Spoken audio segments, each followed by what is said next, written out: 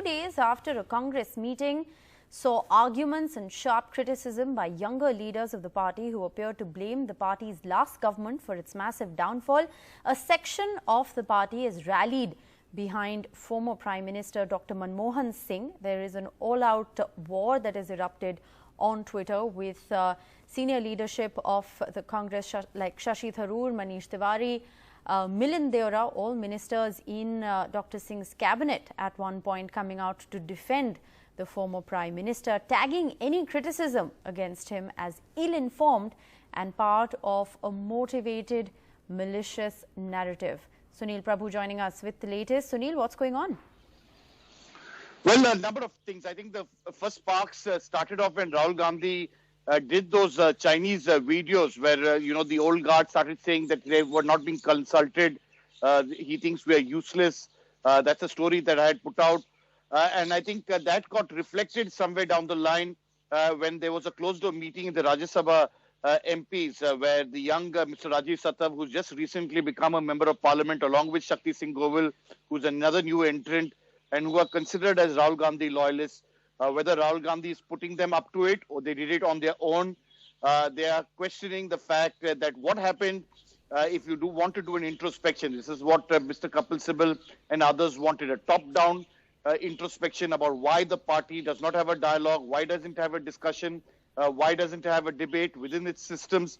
And really, it's in that context that there was a subtle attack on the leadership on the way it has gone forward, despite the fact that Narendra Modi has failed to perform on a number of fronts, be it on China, be it on COVID, be it on a number of issues, economy. And it's in that context that they had made these questions. Having said that, the big question that everybody, and as I was pointing out, is that there were, concerns that had been raised by no less than the Rahul Gandhi loyalists, people like Mr. Rajiv Sattav and Shakti Singh Govil, saying that if you had to do an introspection about the leadership, then you must also do about the UPA rule.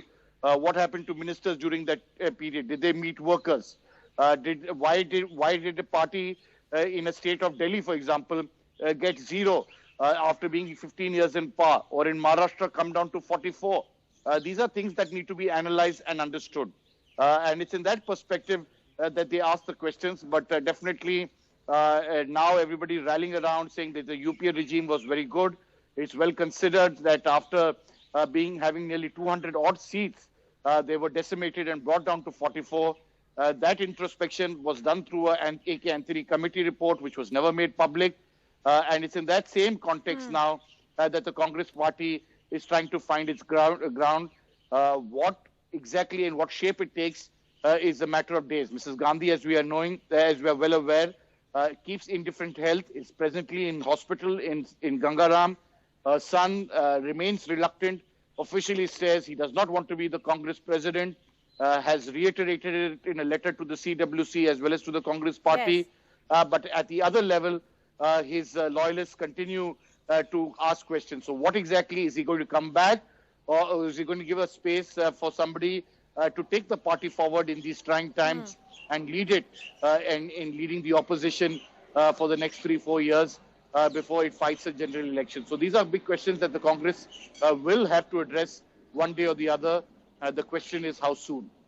Sunil, the optics and the timing of this, nothing works in favor of the Congress party. Once again, you're seeing the old guard versus the new guard play out at a time when that, the Congress MLAs in Rajasthan are at a resort. There are horse trading allegations that have been leveled. There's infighting in the Congress party, which is out there in the public domain. So, it only points to a larger problem with the grand old party. All of these are telltale signs, all pointing towards one big problem. I don't think there is any debate about the fact that there is a problem and what is going on. So I don't, that is a truism, as they say. The question is, how do you address it? And that's the point that I'm trying to state. The point that I'm trying to state is the interim Congress president, they need to find a replacement. Rahul Gandhi remains reluctant, but yet his loyalists continue to play truant and give conflicting signals. Everybody says bring Rahul Gandhi back, but is Rahul Gandhi ready to come back?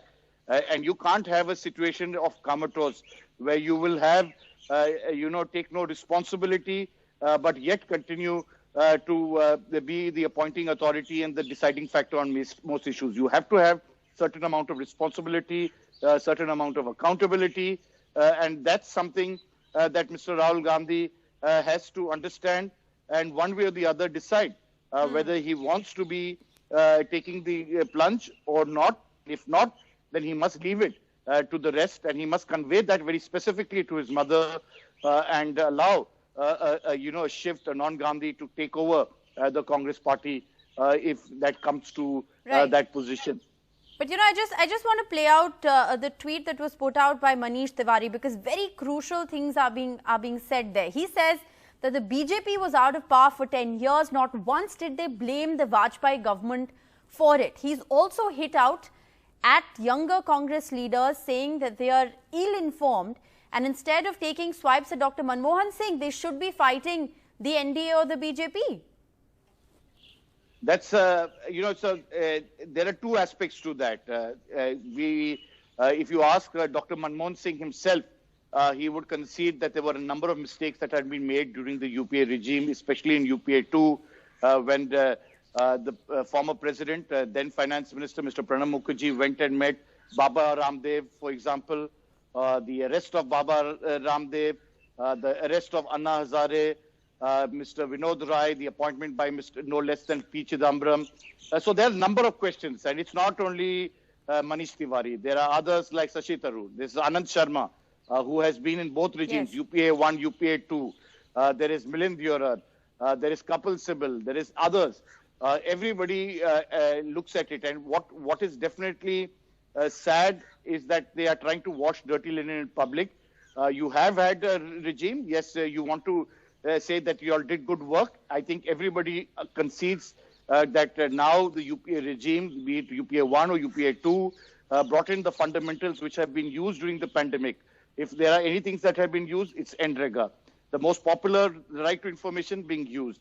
So, and a broad framework has been made which had to be relied on. In fact, as we speak, even for dealing with the COVID pandemic, no less than the National Disaster Management Act, which was passed by the UPA legislation, is being used and implemented to see that this lockdown is implemented. Yes. So it's in that backdrop that there are many pluses of the Manmohan Singh regime. Yes. I was one of the first journalists who asked Manmohan Singh that, how do you look? And he said, I hope history will be kinder to me. So it's in that same context we will have to wait and watch and see how the Congress does a perestroika, an internal surgical revival is required. Right. It needs to reinvent itself. Whether it succeeds or not, or it desires to be, not an opposition to the BJP, is something that both Rahul Gandhi and the Congress President Sonia Gandhi will have to decide about what exactly is the future of the Congress party. Well, an internal feedback mechanism or introspection, one would say, is good. But, like you said, Sunil, this washing dirty linen in public definitely does more damage than good. And, just very briefly before we let you go, I want to also point out to another very interesting aspect of the tweet that Shashi Tharoor put out, where, he talks about this motivated, malicious narrative. He talks about not playing into the hands of the enemy. Is there something to read there between the lines? Is there an insinuation that this is all being done at the behest of, a force outside?